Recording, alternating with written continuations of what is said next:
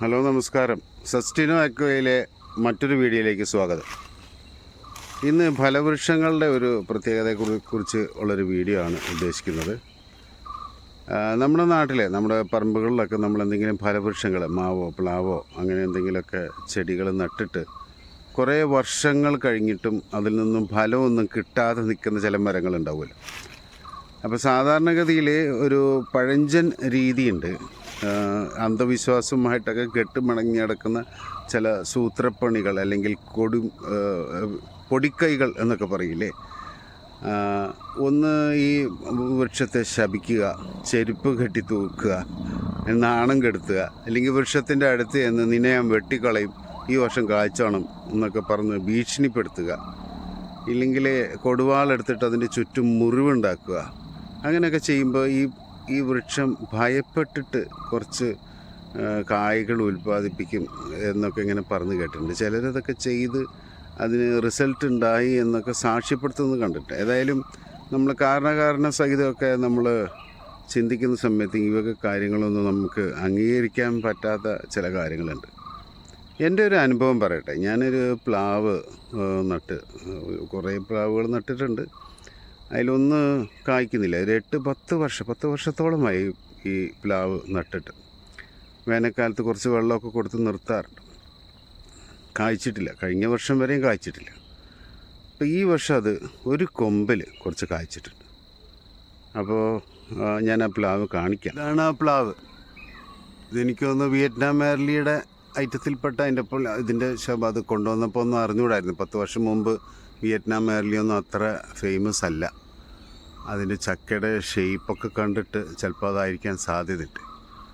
ഏകദേശം 10ഓളം ചക്ക ഈ വർഷം കായ്ച്ചിട്ടുണ്ട്.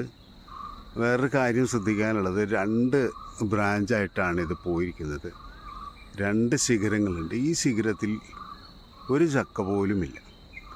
മറ്റേ ശിഖരത്തിലാണ് ഈ 10 ചക്ക ഉണ്ടായിരിക്കുന്നത്.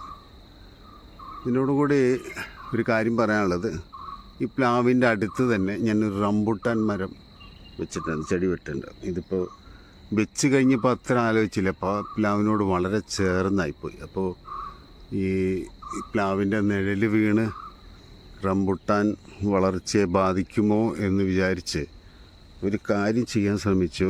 ഏതായാലും ഈ പ്ലാവ് കായ്ക്കാതെ നിൽക്കുകയാണല്ലോ. പ്ലാവിൻ്റെ ഒരു തടി ഞാൻ വെട്ടി മാറ്റാനായിട്ടുള്ള ശ്രമം നടത്തി. അപ്പോൾ അതിന് മൂർച്ചയുള്ളൊരു കൊടുവാളിൻ്റെ അടുത്ത് ഉണ്ടായിരുന്നില്ല. അപ്പോൾ ഉള്ള കൊടുവാൾ കൊണ്ട് ചിലപ്പം മുറിച്ച് മാറ്റാനുള്ള ആഗ്രഹത്തിന് ആ ഒരു ഉദ്ദേശത്തോടു കൂടി വെട്ടിയതാണ്. പക്ഷെ അത് കുറേ വെട്ടിയിട്ടും നമുക്കത് മുറിഞ്ഞില്ല. പിന്നെ നമുക്ക് മൂർച്ചയുള്ള കൊടുവാളും കൊണ്ട് പിന്നൊരു ദിവസം വന്ന് മുറിക്കാം എന്ന ഒരു ചിന്ത കൊണ്ട് അതവിടെ ഉപേക്ഷിക്കുകയായിരുന്നു. അപ്പോൾ അതിൻ്റെ ഒരു ഉദ്ദേശം വേറെ ഒന്നുമല്ല. ഇതിൻ്റെ നിഴൽ ഈ റംബുട്ടാൻ ചെടിയിൽ വീഴാതിരിക്കാൻ വേണ്ടിയിട്ടാണ് ആ ഒരു ശിഖരം അങ്ങ് മുറിച്ച് മാറ്റാമെന്ന് വിചാരിച്ചു.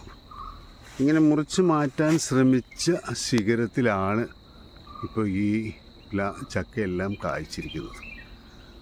ഇതിൻ്റെ ഒരു ശാസ്ത്രീയ വശത്തെക്കുറിച്ച് എനിക്ക് ഒരു പക്ഷേ എന്തെങ്കിലും കാരണം ഉണ്ടാവുമല്ലോ. പ്രത്യേകിച്ച് ഒരിക്കലും കായ്ക്കാതെ നിന്ന ഈ മരം ഇത് വെട്ടിക്കഴിഞ്ഞപ്പോഴത്തേക്ക് ഇതിൻ്റെ വെട്ടി മാറ്റാൻ അതിൻ്റെ തോലും കഴിഞ്ഞ് അടുത്ത ഇതിലേക്കൊക്കെ മുറിഞ്ഞിട്ടുണ്ട് കേട്ടോ.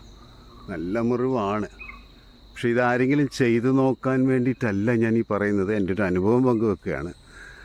ഇതിനെക്കുറിച്ച് ഞാൻ കേട്ടിരിക്കുന്നത് റിങ്ങിങ് എന്ന് പറയുന്ന ഒരു മെത്തേഡുണ്ട്. അതായത് ഒരു സയൻറ്റിഫിക്കായിട്ടുള്ള പ്രൂവ് ചെയ്തിട്ടുള്ള മെത്തേഡാണ്.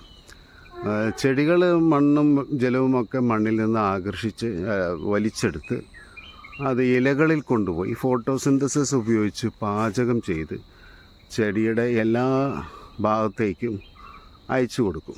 പോഷക സമൃദ്ധമായ ഭക്ഷണം അതിൻ്റെ മറ്റ് ഈ ചെടിയുടെ എല്ലാ വേരുകളിലടക്കം തടിക്കും വേരിനും ശിഖരങ്ങൾക്കുമൊക്കെ ഈ ഒരിക്കൽ ഇത് ഇലകളിൽ ചെന്ന് അവിടുന്ന് പാചകം ചെയ്തതിന് ശേഷം തിരിച്ച് ഇങ്ങോട്ട് ഒഴുകുന്നുണ്ട്. അപ്പോൾ ചെടി വലിച്ചെടുത്ത ഭക്ഷണം അത് മുകളിലേക്ക് പോയി ഇലകളിൽ പാചകം ചെയ്തു. അത് തിരിച്ചു വരുന്ന റൂട്ട് ചില വ്യത്യാസമുണ്ടെന്നാണ് റിങ്ങിങ് എന്ന് പറഞ്ഞു കഴിഞ്ഞാൽ ഇംഗ്ലീഷിൽ വളയം ഇല്ലെങ്കിൽ മോതിരം എന്നൊക്കെ അർത്ഥമുണ്ട്. മോതിര വളയം എന്ന് പറയും. അതായത് ആ ഒരു ബ്രാഞ്ചിൻ്റെ സാധാരണ തായ്തടിയിലൊക്കെ പരിശീലിക്കുന്നത് റിസ്ക് ആയിരിക്കും. ഏതെങ്കിലും ഒരു ബ്രാഞ്ചിലെ ചുറ്റും ഒരു മോതിരം ഇട്ടതുപോലെ വട്ടത്തിൽ തൊലി ചെത്തി കളയുകയാണ്. അതൊരുപാട് ആഴത്തിൽ ചെത്തി കളഞ്ഞാൽ അതങ്ങ് ഉണങ്ങിപ്പോകും കേട്ടോ. ഈ തായ്തടിയിലൊക്കെ വളരെ ആഴത്തിൽ വട്ടത്തിൽ തൊലി ചെത്തി വെച്ച് കഴിഞ്ഞാൽ വൃക്ഷം ഉണങ്ങിപ്പോകാനൊക്കെ സാധ്യതയുണ്ട്.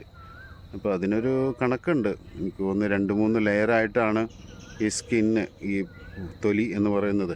നമ്മൾ റബ്ബറിനൊക്കെ നമ്മൾ പറയാറുണ്ടല്ലോ, കരിമ്പട്ട, തണ്ണിപ്പട്ട, മൃദുപ്പട്ട എന്നൊക്കെ പറഞ്ഞ പോലെ 2-3 ലെയറാണല്ലോ. അപ്പം ആദ്യത്തെ ഏറ്റവും പുറത്തുള്ള ലെയർ മാത്രം പോകുന്ന രീതിയിൽ ഇങ്ങനെ 1 ഇഞ്ച് കനത്തിൽ വട്ടത്തിൽ തൊലി ചെത്തി കളഞ്ഞാൽ ആ ബ്രാഞ്ചിൽ, ആ ശാഖയിൽ ഫലങ്ങൾ ഉണ്ടാവാനായിട്ടുള്ള സാധ്യത ഉണ്ട്.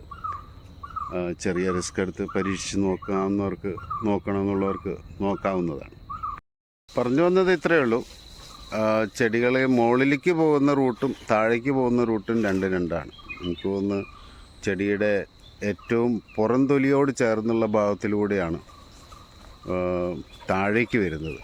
അത് ചെടിയുടെ സ്കിന്നിനും അതിന് വേരുകൾക്കും എല്ലാം ഉള്ള ഭക്ഷണം അതിലൂടെയാണ് വരുന്നത്. അപ്പോൾ ആ ശിഖരത്തിൽ പാചകം ചെയ്ത ഈ ചെടിയുടെ മറ്റ് ഭാഗത്തേക്ക് എത്തിക്കേണ്ട ഭക്ഷണമൊന്നും തിരിച്ചങ്ങോട്ട് എത്തിയില്ല. അത് ആ ബ്രാഞ്ചിൽ ലോക്കായിപ്പോയി. അപ്പോൾ എല്ലാം കാർബോഹൈഡ്രേറ്റും പ്രോട്ടീനും അങ്ങനെയുള്ള കാര്യങ്ങളൊക്കെ ആണല്ലോ.